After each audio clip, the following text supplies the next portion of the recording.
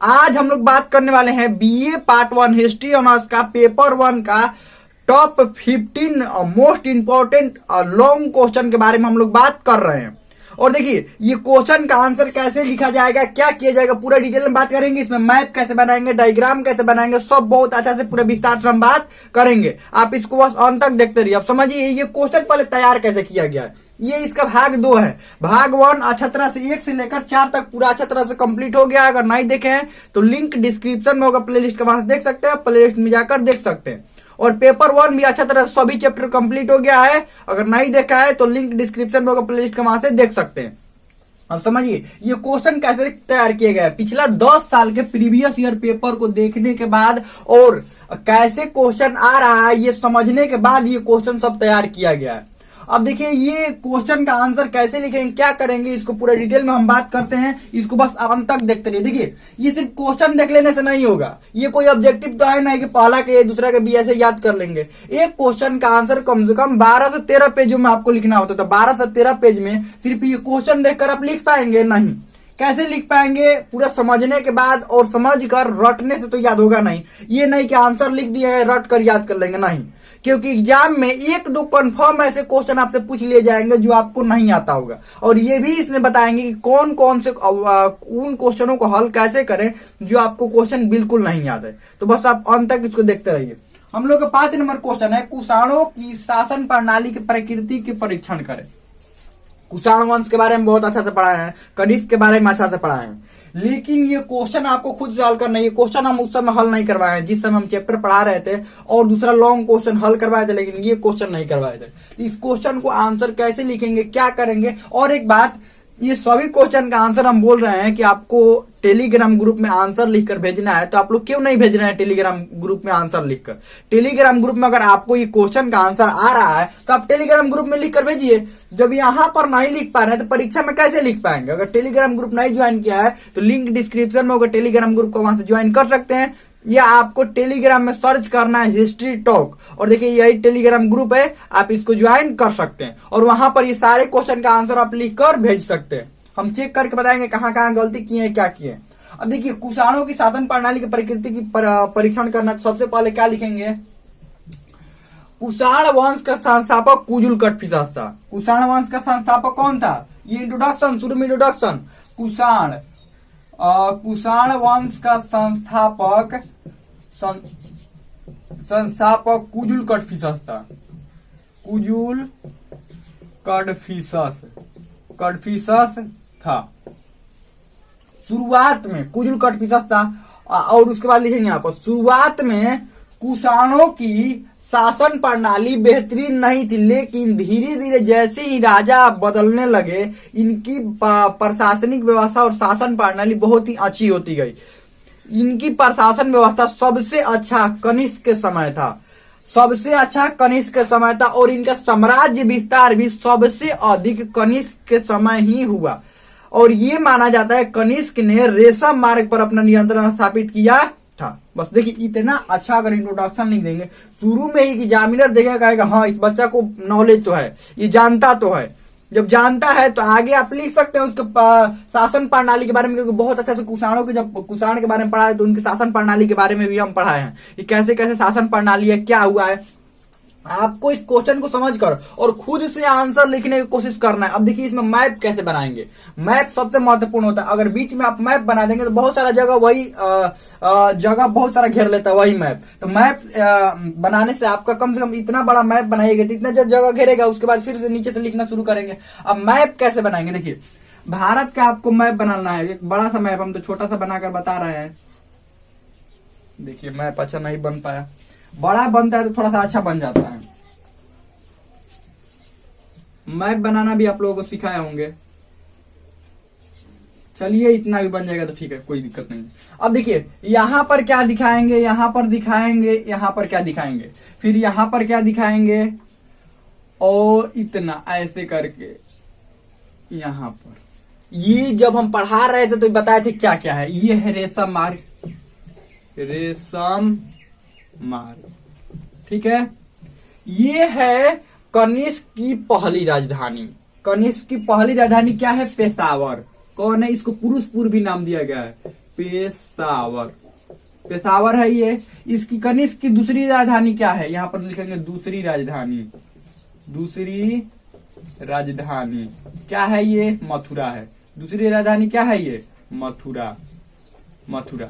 अब देखिए यहाँ पर लिख देंगे पेशावर पहली राजधानी, क्या लिखेंगे, पहली राजधानी। अब बताइए इतना कुछ लिख दीजिएगा और इतना अच्छा बीच में मैप बना दीजिएगा, एग्जामिनर जैसे ही देखेगा कहेगा हाँ कुछ तो पता है उसको। ये मैप बनाने से जगह भी बहुत ज्यादा, देखिए जगह थोड़ा सा बढ़ाना है ना, जगह भी बहुत ज्यादा घेर लेता है मैप बनाने से। मैप जरूर बनाइएगा, ऐसे रेशा मार के दिखाना है यहाँ पर। अब यहाँ पर ऐसे करके ये कुषाण साम्राज्य, कुषाण साम्राज्य, कुषाण साम्राज्य, क्योंकि देखिए ये पाटलिपुत्र तक कुषाण का जो शासन था वो पाटलिपुत्र तक पहुंच चुका था, ध्यान रखिएगा। तो कुषाणों के बारे में, इसके शासन प्रणाली, और इसने द्वैध शासन लागू किया था, द्वैध शासन। ये क्या था, द्वैध शासन, इसने द्वैध शासन इसने लागू किया था। क्या था द्वैध शासन, बात ये था कि छत्रप प्रणाली लागू किया था, छत्रप, यानी इसके नीचे भी एक राजा हुआ करते थे, किसके, कनिष्क के नीचे भी एक क्या थे, राजा हुआ करते थे। इसके शासन प्रणाली के बारे में अच्छा से लिखना। अगर आपको इसका आंसर कहीं आपको इसका आंसर ढूंढना है, ध्यान रखिएगा, आपको इसका आंसर आप कहीं से भी ढूंढ सकते हैं, इसका आंसर किताब से ढूंढिए कहीं से, या हम जब चैप्टर कुषाण वंश पढ़ाए तो उसमें तो बहुत अच्छे से बताए हैं, तो वहां से भी आप आंसर लिख सकते हैं। और जिसका अगर देखना है पेपर 1 का कुषाण वंश के बारे में, तो पेपर 1 का लिंक डिस्क्रिप्शन में दिया गया है, आप वहां से देख सकते हैं। चलिए आगे बढ़ते हैं। अगला क्या है, क्या आप मानते हैं कि गुप्त काल भारतीय इतिहास का स्वर्ण काल था, विवेचना करे। तो यहाँ सबसे पहले क्या लिखेंगे, हाँ, हाँ मानते हैं कि गुप्त काल भारतीय इतिहास का स्वर्णिम युग था, क्योंकि चीनी यात्री फरिहान, क्योंकि चीनी यात्री फरिहान जब भारत घूमने आया तो उस समय गुप्त वंश का शासन था और राजा था चंद्रगुप्त द्वितीय।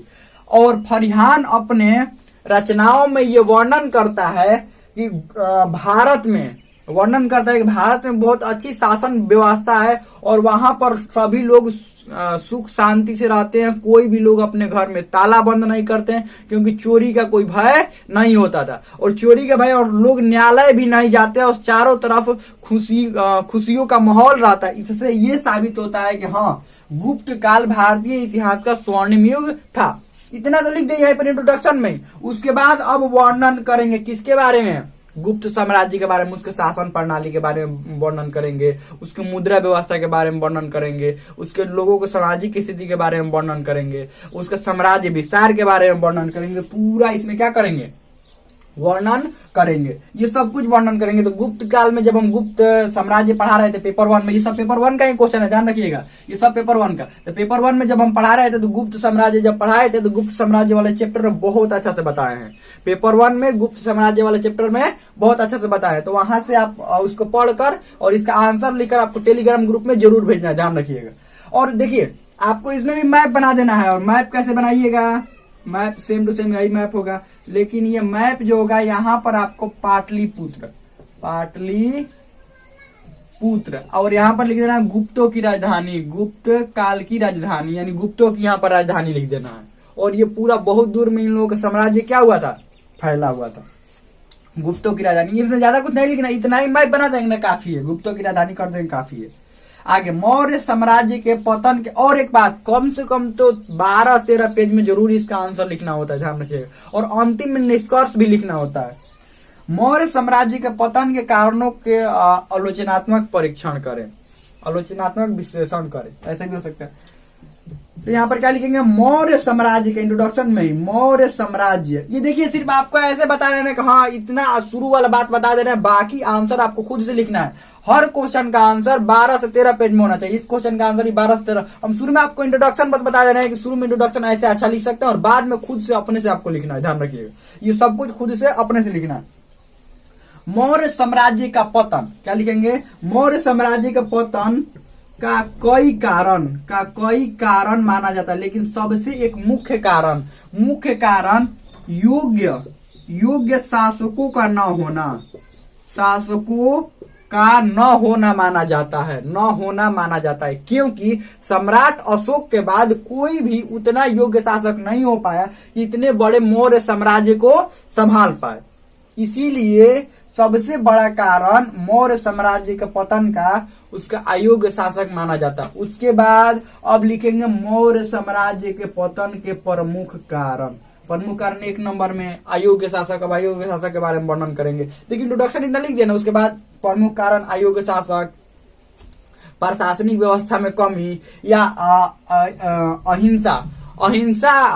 राजा द्वारा अहिंसा को अपनाया गया। अहिंसा, देखिए सम्राट अशोक जो था अंतिम में तो अहिंसा अपना लिया था और खुद अपने सैनिकों को सबको कहां पर भेजता था, प्रचार के लिए। ये सही था, लेकिन कोई भी राजकुमार ऐसा नहीं बन पाया कि एक राजा की तरह रह पाए। सभी लोग डरते सम्राट अशोक से थे, बाकी उसके किसी भी वंशज से नहीं डरते थे, किसी से डरते ही नहीं थे। तो यही अयोग्य उत्तराधिकारी का होना और योग्य सैनिकों का ना होना या योग्य मंत्री परिषद ना होना या मंत्रियों का ना होना, क्योंकि सम्राट अशोक के बाद उतने अच्छे मंत्री नहीं। सम्राट अशोक के जब शासन काल था तो अच्छे मंत्री थे, सेनापति थे, लेकिन सम्राट अशोक के बाद जब राजा अच्छा नहीं होंगे तो मंत्री अच्छा होगा, कोई भी अच्छा नहीं था। बस इसको आगे आपको खुद से लिखना है, क्योंकि हम जब पढ़ा रहे थे मौर्य साम्राज्य इसमें बहुत अच्छे से बताया है।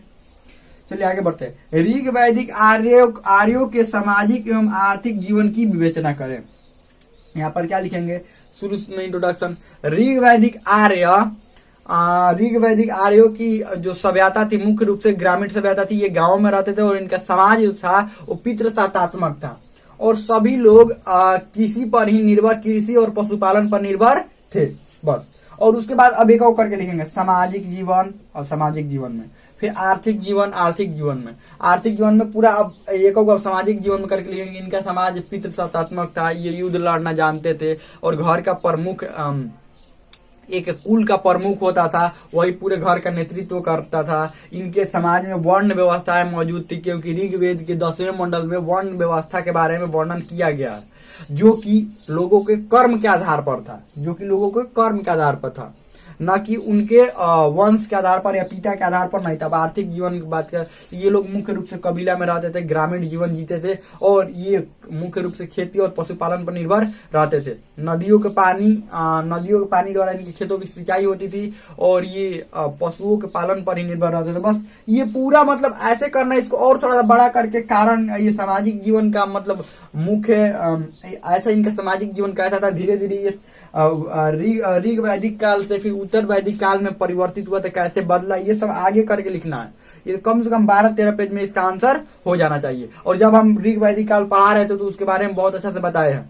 और देखिए इसको थोड़ा जल्दी आपको खत्म करना है, इसीलिए इतना शॉर्ट में बता रहे, इतना कम बता रहे। नहीं तो अगर एक क्वेश्चन हल करवाएंगे तो एक क्वेश्चन बहुत ज्यादा देर हल करवाने में लग जाए, क्योंकि आपको पता है कि जो लॉन्ग क्वेश्चन हम हल करवाते थे एक को क्वेश्चन बहुत ज्यादा देर, क्योंकि हमने सभी का आंसर लिखकर बताया। ये मत सोचिए कि इतना आंसर बता दे रहे बाकी हम कैसे लिखेंगे। अरे कैसे क्या लिखेंगे, आपको 13 को जो चैप्टर पढ़ाए हैं पेपर 1 में, 13 चैप्टर का जो लॉन्ग क्वेश्चन एक को करके लिखवाए हैं और खुद बोर्ड पर हम लिखवाए हैं, सब एक को करके लिखवाए हैं।